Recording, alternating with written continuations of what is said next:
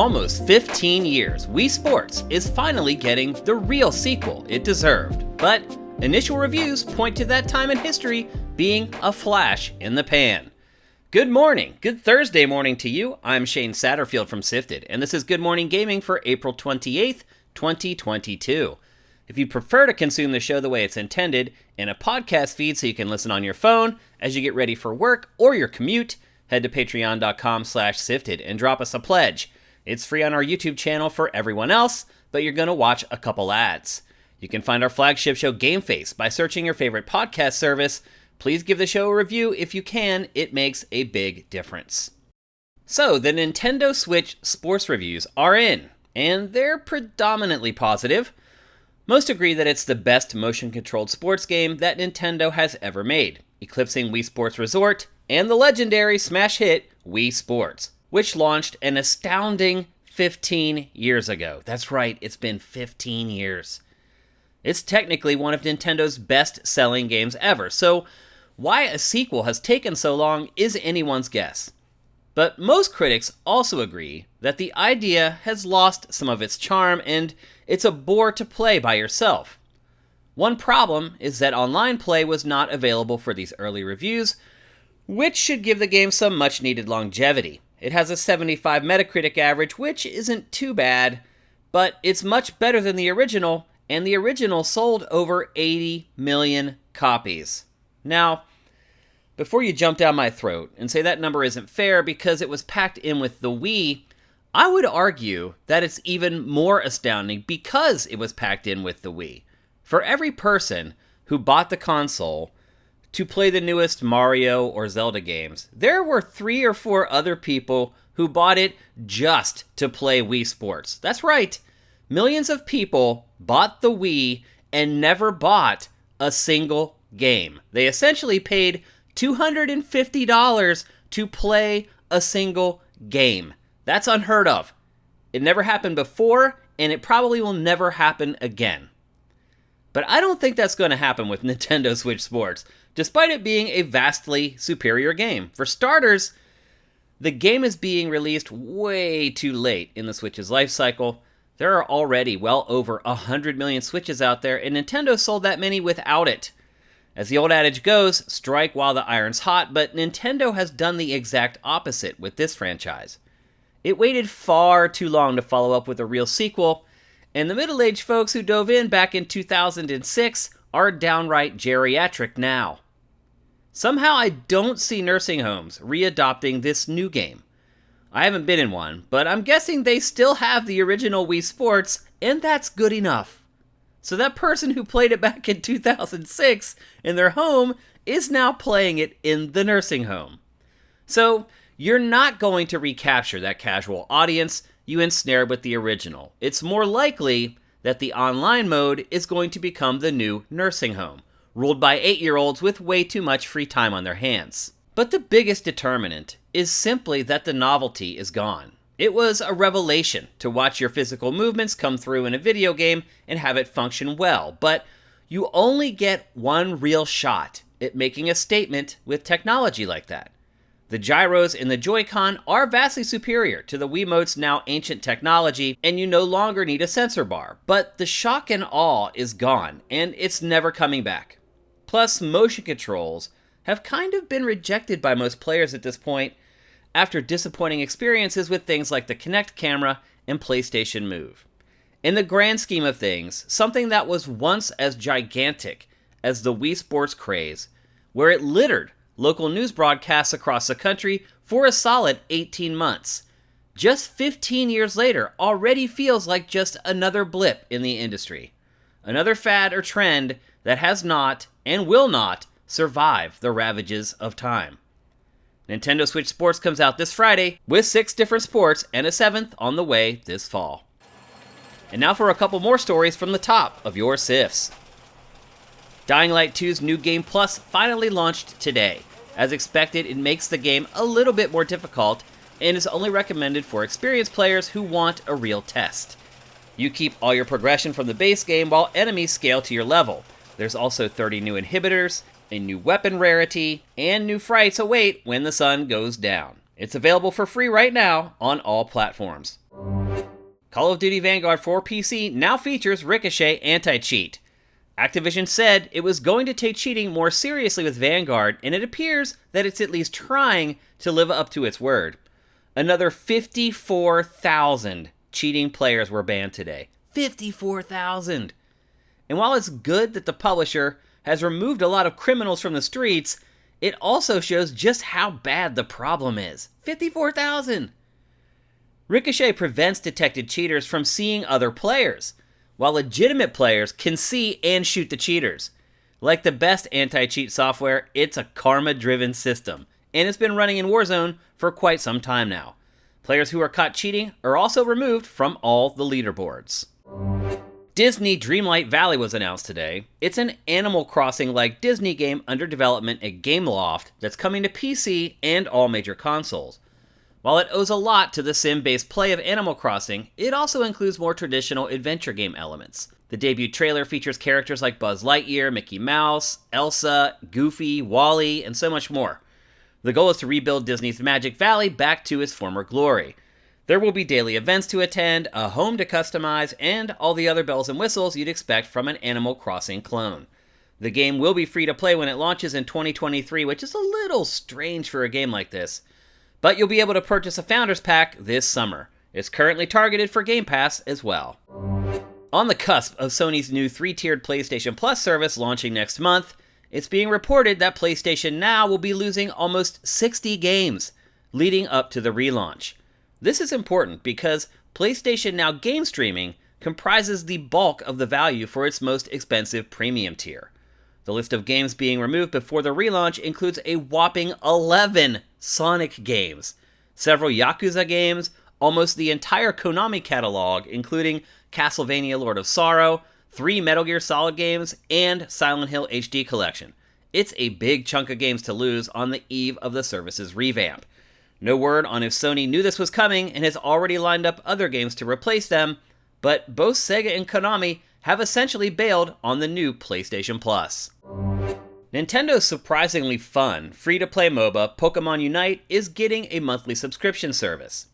Separate from the Battle Pass, this $9 a month subscription will give you premium currency, cosmetics, trials of characters, and more every month. This is a brave move by Nintendo since the world's most popular MOBAs, like League of Legends and Dota 2, haven't even dared to launch something like this. Is it a glimpse of the future, or Nintendo pathetically milking its fanbase? I'll let you decide. Several classic Elder Scrolls games are free on Steam right now. It's the byproduct of Bethesda closing down its launcher and transitioning everything to Valve's online storefront. Pro tip: be sure to transfer your library to Steam before the full closure. Bethesda's migration tool launched today, and you have until May 11th to get the games from Bethesda transferred to your Steam account. The Elder Scrolls 2 Daggerfall, The Elder Scrolls Arena, and Wolfenstein Enemy Territory are all free to snag during the window, so don't delay.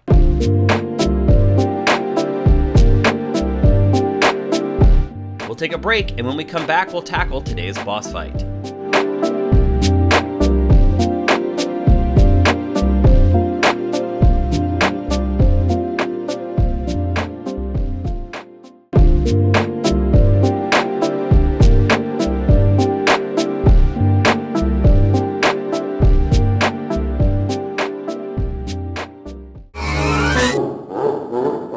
Welcome to today's boss fight, where I discuss topics that may or may not be related to video games.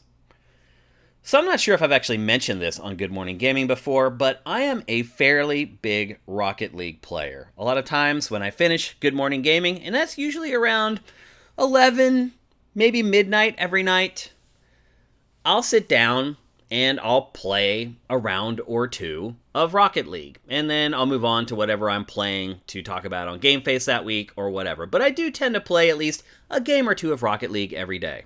By the way, if you want to play with me sometime, just add me. I am Dinfire inside the game. Rocket League is always launching some goofy mode for its various events and seasons, and this week, one of those goofy modes launched called Knockout Bash. Now, I usually ignore these bonus options and just play 3 versus 3 ranked, but for whatever reason, this one caught my eye, and so I decided I would give it a go. It might have something to do with it being a requirement for a seasonal achievement. As it turns out, It plays a lot like Smash Brothers. A gaggle of cars flies around a series of floating platforms trying to knock each other off. The more damage you take, the more easily you can be blasted off the platforms. If you fall into the abyss, you lose a life, and you have 3 lives before you're eliminated for good. There's some depth to it too. You can pick up other cars, haul them to the edge, and toss them off while they mash buttons trying to break free. And you can also reflect damage to make your opponent easier to push around. I usually hate these extra modes, which is why I hardly ever even try them, but this one was actually fun. Even after I had satisfied my 3-game quota to get the Season 6 reward, I continued to play. When I was done, I realized something. The Battle Royale subgenre is one of the most flexible constructs in all of video games. To be clear, the Battle Royale is just a fancy term for Last Man Standing, or a mutated version of King of the Hill. You enter some kind of competition with dozens of other players, and you attempt to be the last player remaining. It's a simple concept that, quite frankly, I'm astonished took so long to become gigantic. Now, it's one of the most played genres in the industry, with breakout hits like Fortnite, Apex Legends, PUBG, Call of Duty Warzone, and so many others. Most Battle Royale games are shooters, and they are undoubtedly the most popular, but some developers have really stretched the boundaries to explore genres that would seem like unlikely matches. There's a top-down old-school GTA game called Gene Shift that's a clever spin on the shooter Royale, but it gets far more interesting from there. Nintendo has done its part by turning both puzzle games and 2D platformers into Last Man Standing variants with Tetris 99 and Super Mario Bros. 35 respectively. And if you want to take the platforming into 3D with some minigame action mixed in, there's smash hit Fall Guys, one of the biggest beneficiaries of a game being given away on PlayStation Plus. I still play that one from time to time. One genre we didn't realize was a Battle Royale game all along is car combat, like Twisted Metal and Vigilante. This concept was seized and then expanded upon with Not My Car. Super Animal Royale, as if the genre took place inside Animal Crossing. It's certainly the cutest Royale of them all. Then there's the Boat Combat Royale called Maelstrom. Naraka Blade Point is a hack and slash Royale. Spellbreak focuses on spellcasting. Battlerite incorporates MOBA and strategy elements. Worms Rumble is a power-up slash gadget-heavy affair. And then Babel Royale mixes the concept with Scrabble for one of the most unique takes of them all.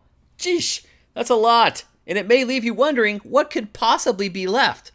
But I have a couple ideas. One of the few genres that hasn't been incorporated into the formula yet is the adventure game. Now, I'm not sure how a point-and-click Royale would work. Perhaps you have everyone racing to solve environmental puzzles, and maybe there's only so many key items in the environment that can actually solve the puzzles. You have to wait for someone to finish before you have your chance. You'd have to be a quick thinker and quick with your fingers as well. What about a walking simulator Royale? The game provides a very slow top speed, and you know what you have to do, but you have to do it as quickly and economically as possible while walking as slowly as possible, trying to shave milliseconds off your time by navigating the terrain as efficiently as you can. It's like watching speedwalkers do their damnedest to never break into an awkward trot. It could work, people. What about a sports Royale? You have half a basketball court and you flood it with scores of balls. Then everyone tries to score as many points as possible while also trying to steal from or block other players. With the balls all flying around, bouncing off each other, it could be madness. Or you could just adopt a defensive strategy, trying to swat shots away. Genius! Or how about a football mode, where it's you against 10 other players all trying to tackle you, but your running back's ratings are off the charts and defenders go flying with a good stiff arm. Once you get tackled, the ball is automatically fumbled and someone else turns into the super running back. I would buy this and play it right now. Why isn't there a Royale mode in fighting games? Just drop 15 Scorpions into one match in Mortal Kombat. Spears everywhere. It would be madness. Or 20 Ryus, all performing spinning kicks at the same time, just hoping to land one. A MOBA seems like a no-brainer. Instead of making it all team-based, it's every player for themselves. Instead of taking down the other team's nexus, you just want to be the last one surviving. If you built the map around this idea with plenty of places to hide and ambush, it could be absolutely amazing. I'm actually shocked at the number of ideas I've come up with in just a few minutes of thinking about it. Battle Royale games tend to get a bad rap because they're the hot new thing and all the kids are playing them, but it's actually a very flexible concept that can be applied in a number of different ways. But if we want the games I just mentioned, then we have to support the groundbreaking entries in the genre that currently exist. And if you steal any of my ideas and build the games I just pitched, just be sure to put my name in the credits.